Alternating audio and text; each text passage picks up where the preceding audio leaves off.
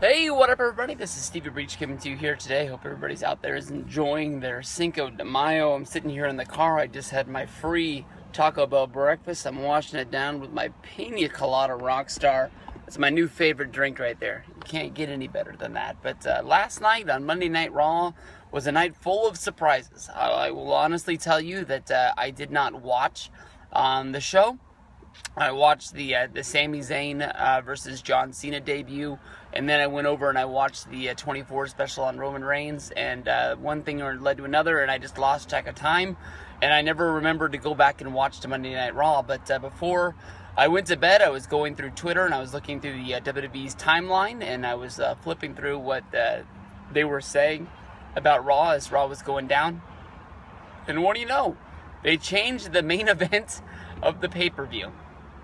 The main event to pay-per-view for Payback 2015 was supposed to be Roman Reigns, Randy Orton going up against the champion Seth Rollins.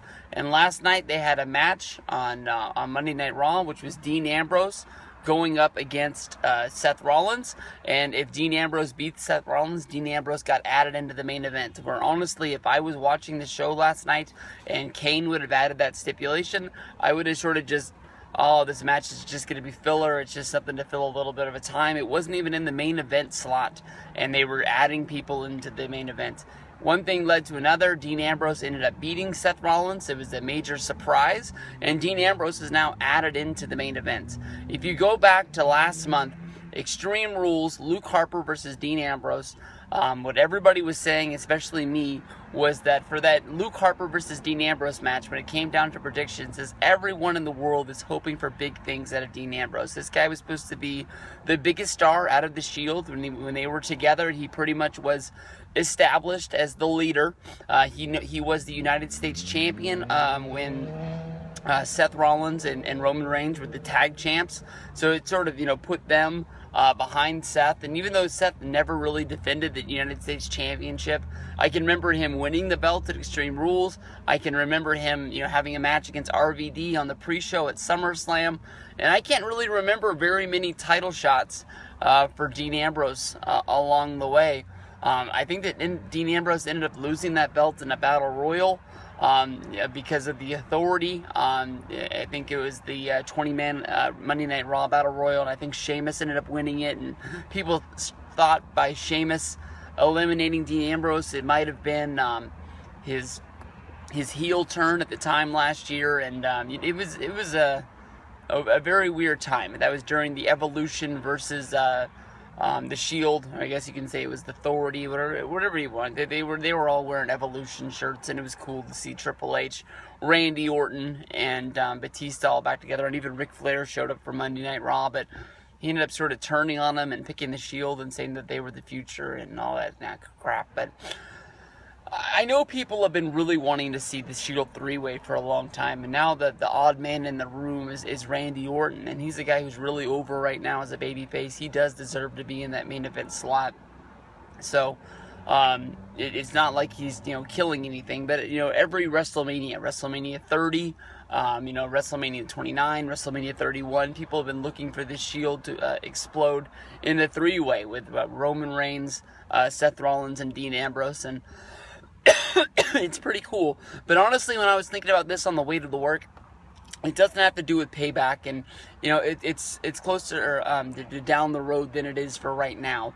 But when they took away the Elimination Chamber from the February pay-per-view, I remember at that time thinking that it sucks because the Chamber is always a very fun match, but WWE had the right reason for pulling it because there's only one championship, and if they have the Chamber, then what is the meaning of the Royal Rumble? Because the Royal Rumble is to say who the number one contender to go against the champion is, and they're not going to have an Elimination Chamber match to find out who the number one contender to go is up against the United States champion. And I said, well, this is going to be good because they're going to move this to a different time of the year. They'll bring the Chamber back, and it'll be like during one of the fall months, when things are, starting to die down a little bit after SummerSlam. People are trying to just get through, and hopefully, Royal Rumble will be coming around the corner, and that's when business starts picking up again. But I was thinking, during one of those down months, you're going to have to build up 6 guys in order to put them into the match. So you're going to have 6 guys that look like they're #1 contenders to go after the championship.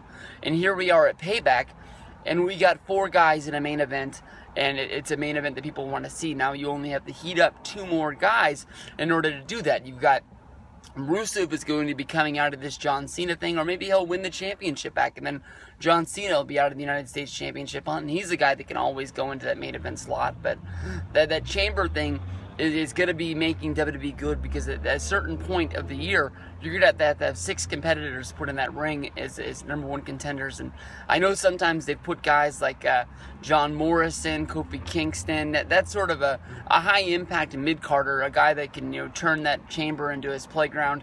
But I think they can really put guys in there that really do it. And by Ambrose beating Harper and actually getting his first pay-per-view win in forever, and actually just getting momentum behind him.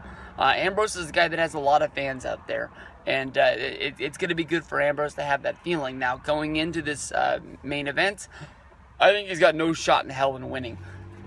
Honestly, in my opinion, I think they're stacking the deck against Rollins so hard, and maybe someday we're going to see that Kane turn come around. But as of right now, I'm still thinking that Seth is going to be keeping that championship. That Seth Rollins versus Brock Lesnar match, or even Seth Rollins versus Roman Reigns versus Brock Lesnar at SummerSlam, is a very sexy, very appealing match that I'm very excited that I'm going to be seeing down the road. So I don't think there's any chance in the world that Seth is going to be losing the title. But you saw from the Roman Reigns special last night, how much Roman Reigns is building momentum behind him. And even though this will be his 4th shot at going after the championship and he's not going to be able to get it done, we all know that Roman Reigns is going to be champion sooner than later.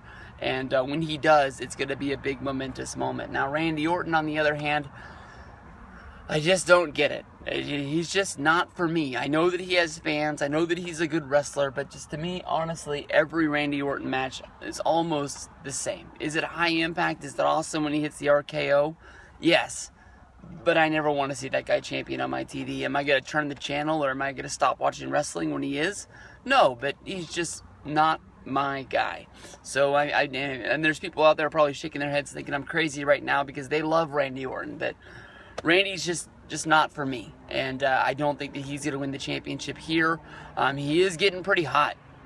I remember SummerSlam 2010, going to see SummerSlam and then going to the Monday Night Raw, double taping the night after, and that was when I really noticed how many people really love Randy Orton. He was on that babyface run, and he was beating up Sheamus, and people were going bananas for him, and I think it's getting just as hot as it is now. Randy's got a good shelf life of being a babyface where people still get behind him before they start cheering for him and hoping that he turns heel again. But I don't really see this as the time that he's going to win the belt. Randy's a great wrestler. Randy's going to be champion again. It's just not going to be today. So Seth Rollins still is my pick to get the win.